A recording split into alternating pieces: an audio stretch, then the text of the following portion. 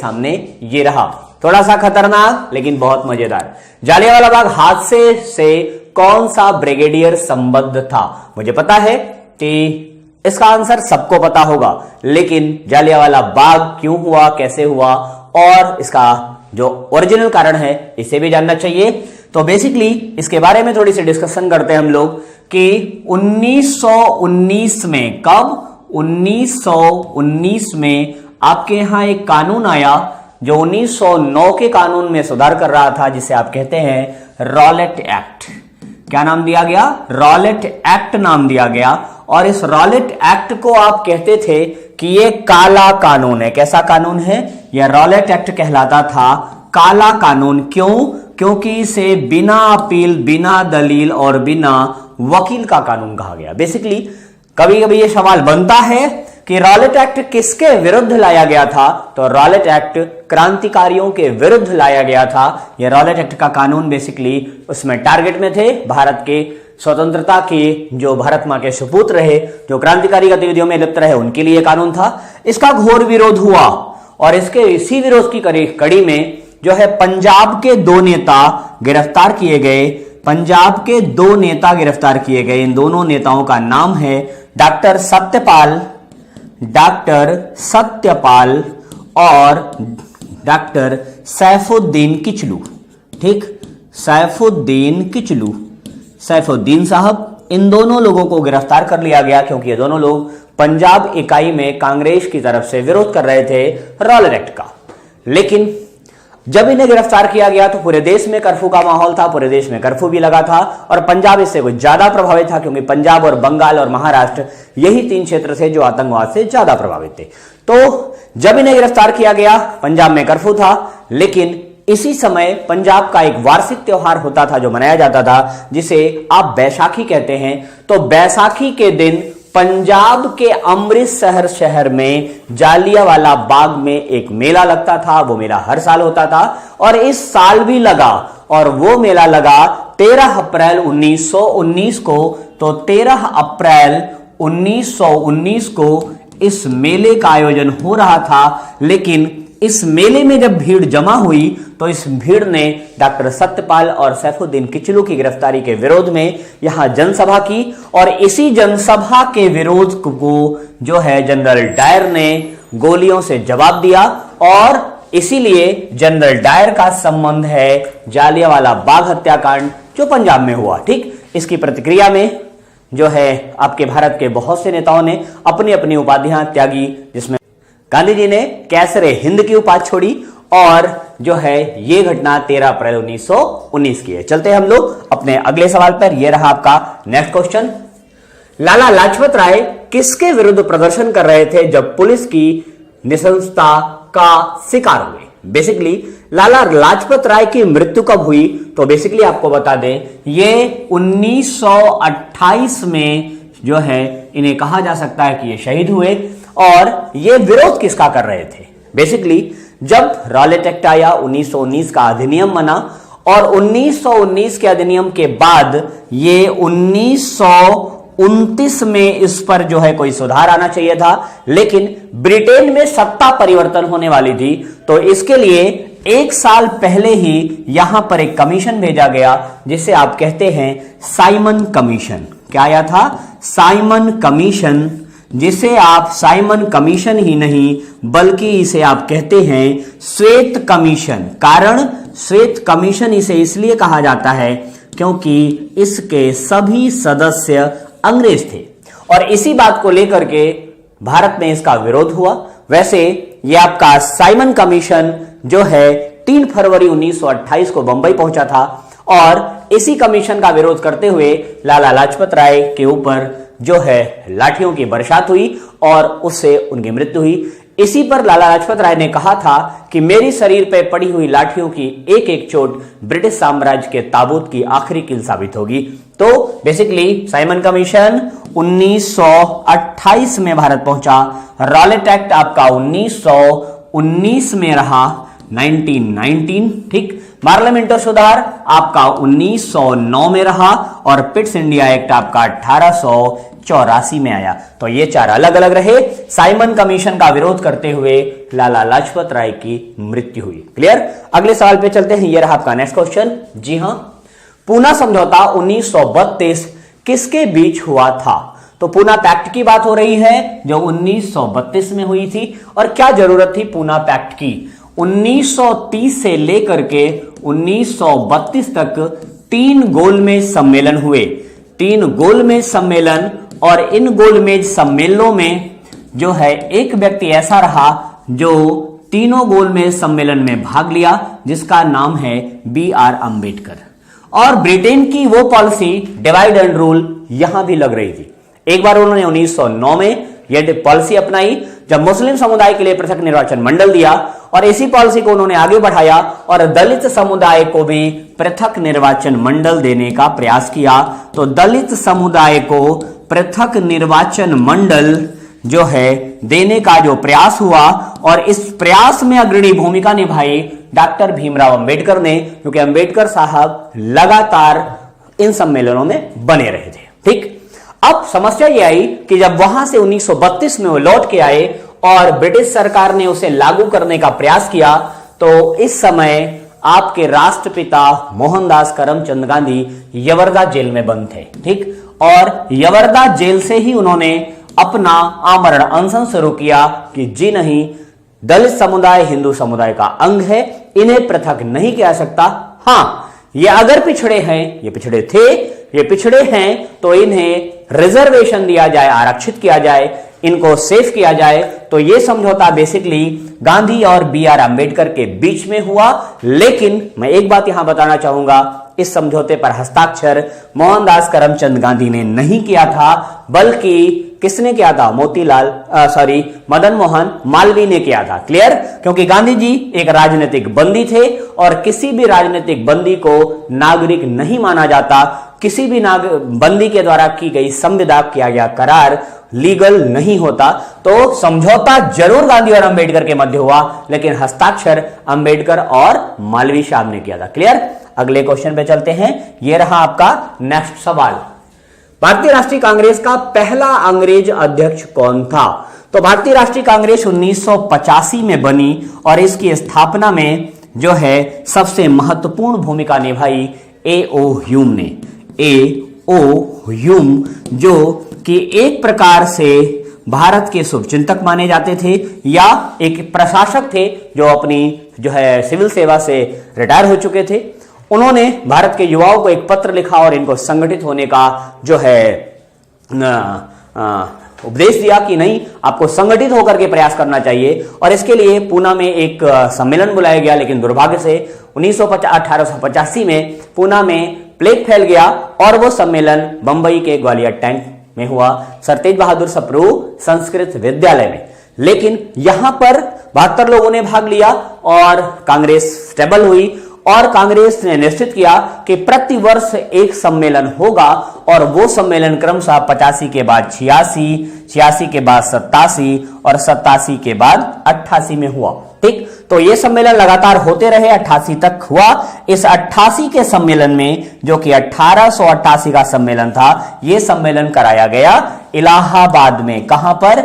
इलाहाबाद में। और इसी इलाहाबाद के सम्मेलन में जो है कांग्रेस ने पहला ऐसा अध्यक्ष चुना जो अंग्रेज था, जिसका नाम था जॉर्ज यूले। जबकि पहले कांग्रेस अधिवेशन के अध्यक्ष थे कौन? WC बनर्जी, दूसरे के दादा भाई नौरोजी, और तीसरे के थे बदरुद्दीन तैयब जी। ठीक। तो चौथे में इलाहाबाद में हुआ, उसके अध्यक्ष रहे आपके जॉर्ज यूले, जो अंग्रेज थे। होम रूल लीग की स्थापना की गई थी। बेसिकली होम रूल लीग था क्या? होम रूल लीग आयरलैंड से प्रेरित एक मूवमेंट था, एक ऐसा आंदोलन जो स्वशासन की बात करता है। ये होम रूल लीग किसकी बात कर रहा है? स्वशासन की बात कर रहा है, एक डोमिनियम की बात कर रहा है, जो अंग्रेजों के आधिपत्य में ही एक स्वशासन की जो है व्यवस्था करता है। और इस होम रूल लीग, इस स्वशासन की 2 कड़ियां थी, जिसमें एक कड़ी तिलक ने संभाली और दूसरी कड़ी एनी बेसेंट ने संभाली। दोनों ने अलग अलग लीग स्थापित की। ठीक। तिलक की लीग पुणे में स्थापित हुई और बेसेंट की लीग मद्रास में स्थापित हुई। दोनों का उद्देश्य रहा क्या? दोनों का उद्देश्य रहा भारत में स्वशासन की स्थापना करना, और ये दोनों लीग 1916 में स्थापित हुई, और विकल्प के हिसाब से प्रथम विश्व युद्ध के दौरान ये 1914 से 1918 के मध्य हुआ, तो 16 इसी के बीच आएगा, क्योंकि बंगाल विभाजन 1905 में हुआ था। यहां आपका विकल्प सही नहीं बैठता। ठीक, जालियांवाला बाग हत्याकांड मैंने अभी बताया 1919 में हुआ था, और 1906 ईस्वी के कांग्रेस अधिवेशन तो 6 में तो कतई नहीं हुआ है। ठीक, तो ये हुआ 1916, तो प्रथम विश्व युद्ध के दौरान। क्लियर। अगला क्वेश्चन आपका ये रहा। Next question, all India Muslim league की स्थापना किसने की थी? जी हां, कहीं ना कहीं इसकी जड़ें बंगाल विभाजन में देखने को मिलती है। बंगाल विभाजन 1905 में करजन ने किया। ठीक, तो चलते हैं बंगाल विभाजन से। 1905 करजन का उद्देश्य बंगाल को विभाजन करने का जो था वो था हिंदू और मुस्लिम समुदाय को बांट देना, और इसने उसी उद्देश्य से किया। लेकिन बंगाल विभाजन का जो है विधिवत विरोध हुआ, जो है स्वदेशी आंदोलन चलाया गया। 1911 में बंगाल विभाजन रद्द जरूर हुआ, लेकिन इसी बंगाल विभाजन की गर्भ से पैदा हुए कुछ ऐसे नेता जिन्होंने अपने समुदाय के लिए, या ये कह लीजिए कि कुछ लोगों के लिए अपनी एक अलग व्यवस्था की मांग की। उस मांग की कड़ी रखी गई 1906 में, और वो रखी कड़ी गई ढाका में, और ढाका में इसी मुस्लिम लीग की स्थापना करने में दो लोगों का योगदान सबसे ज्यादा रहा। एक तो रहे आगा खां, और इनके साथ रहे नवाब सलीमुल्लाह। कौन? नवाब सलीमुल्लाह। तो नवाब सलीमुल्लाह और आगा खां के प्रयासों से 1906 में ढाका में मुस्लिम लीग की स्थापना हुई, जिसका गर्भ था 1905 का बंगाल विभाजन। क्लियर। अगले क्वेश्चन पे चलते हैं। यह रहा आपका नेक्स्ट सवाल, विभाजन परिषद का अध्यक्ष कौन था? तो यहां विभाजन परिषद का मतलब है कि भारत का विभाजन का यहां मतलब है भारत का विभाजन। 1947 में जब ब्रिटिश पार्लियामेंट से भारतीय स्वतंत्रता अधिनियम पारित किया गया। यह अधिनियम किसके सुझाव पर था? इस अधिनियम का प्रपोजल बेसिकली जिस व्यक्ति ने बनाया था उसने दो राष्ट्र की संकल्पना दी थी, एक था भारत और दूसरा था पाकिस्तान। ठीक, और इसके साथ साथ यह भी प्रस्ताव था कि जो रियासतें हैं वो चाहे तो स्वतंत्र रह सकती हैं, और इसी प्रस्ताव को कहा जाता है मन बाटन योजना। क्या कहते हैं आप? मन बाटन योजना, या यही योजना कहलाती है माउंट बेटन योजना। क्या कहलाती है? माउंट बेटन योजना। तो विभाजन परिषद का चेयरमैन कौन था? लॉर्ड माउंट बेटन, जिसने भारत और पाकिस्तान रूपी दो राष्ट्रों को जो है अलग अलग करवाने में अपनी योजना दी। बेसिकली यह लॉर्ड माउंट बेटन का प्रपोजल नहीं था, बल्कि पाकिस्तान और भारत रूपी दो राष्ट्र समय का तकाजा था, जो कि 1905 में लगाए गए वृक्ष का फल था। और इस वृक्ष में टहनियां और शाखाएं, तो देखिए आप 1905 में इसका बीज बोया गया, इसमें अंकुर फूटा 1906 में, और यह वृक्ष के रूप में बना 1909 में। 1905 बंगाल विभाजन, 1906 मुस्लिम लीग, 1909 जो है पार्लियामेंट सुधार, जिसमें मुस्लिम समुदाय को पृथक निर्वाचन मंडल मिला, और इस वृक्ष ने फल दे दिया 1947 में, जो आपका क्वेश्चन है। क्लियर। अगले सवाल पे चलते हैं। ये रहा आपका नेक्स्ट क्वेश्चन, जो 8वां सवाल होगा। यस, भारत के राष्ट्रपति नेताओं ने साइमन कमीशन का बहिष्कार क्यों किया था? तो भाई यहां राष्ट्रपति नहीं है, राष्ट्रीय है। ठीक, इसे हटाइए। राष्ट्रीय नेताओं ने, टाइपिस्ट भी कभी कभी गलतियां कर देता है। राष्ट्रीय नेताओं ने साइमन कमीशन का बहिष्कार क्यों किया? साइमन कमीशन पे क्वेश्चन आया था, जिसपे मैंने काफी कुछ डिस्कस किया। साइमन कमीशन वे समझते थे कि यह मात्र दिखावा है, ऐसा कुछ नहीं था। कमीशन के सभी सदस्य अंग्रेज थे। कमीशन के सदस्य भारत के विरुद्ध धारणा वाले थे। वह भारतीयों की मांगों को पूरा नहीं करता था। तो जो विरोध का असली कारण था वो था साइमन कमीशन के सदस्य अंग्रेज थे। साइमन कमीशन बेसिकली आया था किसके लिए? भारतीय कानूनों में सुधार के लिए। इसकी स्थापना हुई थी 1927 में, और ये बंबई पहुंचा कब? ये भारत में बंबई पहुंचा था और बंबई पहुंचने में से काफी समय लगा। ये 3 फरवरी 1928 को, कब? 3 फरवरी 1928 को बंबई में पहुंचा और वहां उतरते ही इसका विरोध किया गया।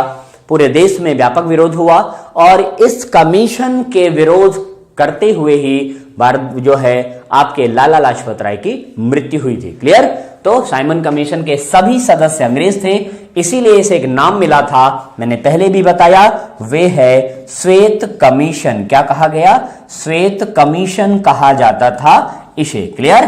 तो ये रहा आपका आंसर कि सभी सदस्य इसके अंग्रेज थे। क्लियर? अगले सवाल पे चलते हैं। ये रहा नेक्स्ट क्वेश्चन आपका, भारत सेवक समाज की स्थापना किसने की थी? जी हां, भारत के बहुत प्रबुद्ध व्यक्ति हैं। ठीक, ये व्यक्ति भारत के बहुत प्रबुद्ध हैं। इन्होंने सर्वेंट्स ऑफ इंडिया सोसाइटी की स्थापना की।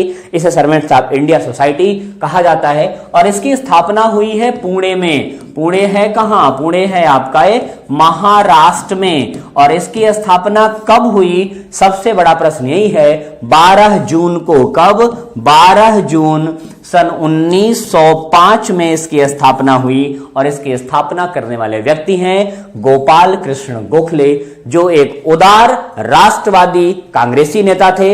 इनका जन्म बेसिकली कहां पर हुआ था? इनका जन्म हुआ था रत्नागिरी में 1866 में। तो गोखले साहब रत्नागिरी में पैदा हुए थे और 1866 में पैदा हुए थे। इन्होंने महादेव गोविंद रानडे को अपना गुरु बनाया था। तो गोखले साहब महादेव गोविंद रानडे के शिष्य रहे और इन्होंने ही भारत सेवक समाज की स्थापना की थी भारत में, बेसिकली पुणे महाराष्ट्र में। क्लियर?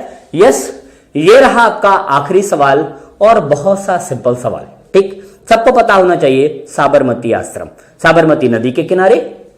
ठीक, तो गुजरात में साबरमती आश्रम की स्थापना गांधी ने किस वर्ष की थी? तो गांधी बेसिकली भारत कब आए? गांधी आए थे जनवरी 1915 में। आने के बाद सबसे पहले इनकी मुलाकात किससे हुई? गोपाल कृष्ण गोखले साहब से। उन्होंने गोखले साहब को अपना राजनीतिक गुरु बनाया और फिर भारतीय राजनीति में प्रवेश करने की बात कही, लेकिन गोखले साहब ने इन्हें रोका और कहा कि पहले आप भारत भ्रमण करें। और उसी भारत भ्रमण की जो है सीरीज में ये गुजरात पहुंचे, गुजरात के साबरमती पहुंचे। साबरमती में एक जगह है कोचरबा, साबरमती नदी के किनारे एक जगह है कोचरबा। ठीक, जगह का नाम है कोचरबा। इस कोचरबा में ही इन्होंने एक आश्रम बनाया जो साबरमती आश्रम के नाम से जाना जाता है और यह आश्रम बना 17 जून सन 1917 को। कब? 17 जून 1917 को। यह वही आश्रम है जहां से गांधी जी ने 1930 में अपना दांडी मार्च शुरू किया था। ठीक, दांडी मार्च, सविनय अवज्ञा आंदोलन, नमक का आंदोलन जिसे कहा जाता है, यह वही आश्रम है जहां से अपने 72 सहयोगियों के साथ गांधी जी गुजरात के नौसारी दांडी तक गए थे पैदल और नमक उठा के कानून तोड़ा था। तो फ्रेंड्स, ये रहे आज के आपके 10 सवाल। इसका राइट आंसर होगा 1917। क्या होगा राइट आंसर? 1917 आपका सही जवाब होगा। क्लियर? तो आज के सेशन में बस इतना ही। मुझे जरूर कमेंट करके बताइएगा कि 10 सवाल कैसे लगे आपको और ये 10 सवाल का सेशन कैसा है, क्योंकि 2020 का मैच थोड़े कम दिनों